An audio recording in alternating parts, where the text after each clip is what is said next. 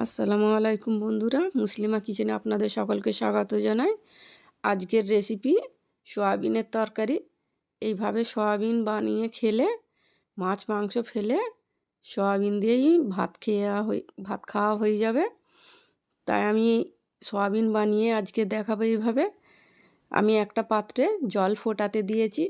জলটা ফুটে গেলে তাতে আমি 1 প্যাকেট সয়াবিন দিয়ে দেব। বাজারে যেই প্যাকেট বিক্রি হয় আমি সেই প্যাকেটেরই 1 প্যাকেট 10 টাকা দামি প্যাকেট সয়াবিন দিয়েছি। ফুটে যেতে তারপর গ্যাসের ফ্লেম অফ করে দিয়েছি। অফ করে দিয়ে একটু নেড়ে চেড়ে দিয়েছি। দিয়ে আমি একটা ছাঁকনিতে ছেঁকে নেব। এভাবে একটা ছাঁকনিতে আমি সয়াবিনগুলো ছেঁকে নিয়েছি। এবার একটা পাত্রে আমি ঠান্ডা জল নিয়েছি, তাতে সয়াবিনগুলো দিয়ে ভালোভাবে ঘষে ঘষে ধুয়ে নেব। যতক্ষণ তার ফেনাগুলো বেরোবে ততক্ষণ এইভাবে ধুতে হবে। সয়াবিনের ফেনাগুলো বার করে দিলে সয়াবিনটা ভালো হয়। আমি এবার সয়াবিনটা ম্যারিনেট করে নেব। তার জন্য একটু নুন আর 2টো ডিম, বেশি আর কিছু দেব না। এই ডিম দিয়েই শুধু ম্যারিনেট হবে। ডিম দেওয়ার কারণে সয়াবিনটা খেতে খুব ভালো লাগবে আর সয়াবিনটা নরমও হয়ে যাবে। এইভাবে হাত দিয়ে ঘষে ঘষে সয়াবিনটা আমি ম্যারিনেট করে 1/2 ঘন্টার জন্য রেখে দিলাম ঢাকা দিয়ে। 1/2 ঘন্টা পর একটা কড়াইতে তেল গরম করে আমি সয়াবিনগুলো এবারে দিয়ে দেব। এইভাবে আমি হাই ফ্লেমে সয়াবিনগুলো একটু লালচে করে ভেজে নেব। এভাবে সয়াবিনগুলো দিয়ে আমি নেড়ে চেড়ে ভেজে নেব। ডিম দিয়ে সয়াবিনটা ভাজলে সয়াবিনের টেস্টটা দ্বিগুণ বেড়ে যায় আর সয়াবিনের একটা আঁশটে গন্ধটাও কেটে যায়। এইভাবে ডিম দিয়ে সয়াবিনটা অবশ্যই ভেজে নেবেন।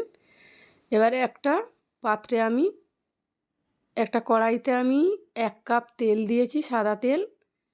তাতে এবারে একটা মিডিয়াম পেঁয়াজ কুচি এরকম চপ করে কেটে নিয়েছি।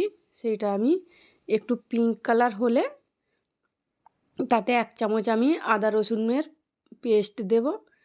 সেইটাও একটু নাড়াচাড়া করে নেব। নিয়ে তাতে ফোড়ন হিসাবে একটা তেজপাতা, 2টো এলাচ, 2টো লং, 1 ইঞ্চ দারুচিনি দিয়ে সেইটাও লাইট ব্রাউন কালার করে ভেজে নিয়েছি। ভাজা হয়ে গেলে আমি একটা মাঝারি টমেটো কুচি আর একটা আলু কুচি এরকম কিউব করে কেটে দিয়েছি। দিয়ে তাতে আমি স্বাদ মতো নুন দিলাম, 1/2 চামচ হলুদ গুঁড়ো আর 1/2 চামচের একটু বেশি লঙ্কার গুঁড়ো দিয়েছি। দিয়ে আমি একটু অল্প জল দিয়ে সেইটা কষিয়ে নেব। এইভাবে একটু নেড়ে চেড়ে কষিয়ে নিতে হবে। গ্যাসের ফ্লেমটা অবশ্যই হাইতে রাখবেন। এবার আমি 1/2 চামচ জিরের গুঁড়ো আর 1/2 চামচ ধনের গুঁড়ো দিয়ে সেইটাও এবার ভালোভাবে কষিয়ে নেব। কষানো হয়ে গেলে তাতে আমি সয়াবিনগুলো দিয়ে দেব। আমি এই পর্যায়েই সয়াবিনটা দিচ্ছি, কারণ সয়াবিন ভাজার সময় তো একটু নরম হয়েছে। 1 মুঠো আমি পেঁয়াজ কলি কুচি দিয়েছি আর 2টো কাঁচা লঙ্কা কুচি, 2টো কাঁচা লঙ্কা এরকম চিড়ে দিয়েছি। দিয়ে সেইটাও দুবার আমি অল্প অল্প জল দিয়ে কষিয়ে নেব। কষানো হয়ে গেছে আমার। এবারে আমি সিদ্ধ করার জন্য 300 ml জল দিয়েছি। আমার এতেই সিদ্ধ হয়ে যাবে। হাই ফ্লেমে ফুটে যেতে আমি লো টু মিডিয়াম ফ্লেমে রেখে দিয়েছিলাম। এইভাবে দেখুন রান্নাটা এবার হয়ে গেছে। আমি তাতে 1/2 চামচ গরম মশলা দিয়ে দিলাম। 1/2 চামচ গরম মশলা দিয়ে সেইটা একটু নেড়ে চেড়ে দিয়ে আমি ঢাকা দিয়ে রেখে দেবো 10 মিনিটের জন্য। 10 মিনিট পর আপনাদের আমি পরিবেশন করে দেখাবো। ঢাকা দিয়ে রেখে দিয়েছি, 10 মিনিট পর দেখাবো। দেখুন এবারে কত সুন্দর হয়েছে। এই সয়াবিনটা এইভাবে ডিম দিয়ে ভেজে রান্না করলে খেতে অসাধারণ হয়। গরম ভাতের সঙ্গে খুবই ভালো লাগবে, রুটি পরাটা সবের সঙ্গেই ভালো লাগবে। আমি একটা প্রেস করে চেপে দেখাচ্ছি, দেখুন কতটা নরম হয়েছে। আপনারা প্রেসার কুকারে 2টো সিটি দিয়ে 2টো থেকে 3টে সিটি দিয়ে রান্না করে নিতে পারেন। আমি কড়াইতে রান্না করেছি, আমার 15 মিনিট সময় লেগেছে গ্যাসের ফ্লেম লোয়েতে রেখে।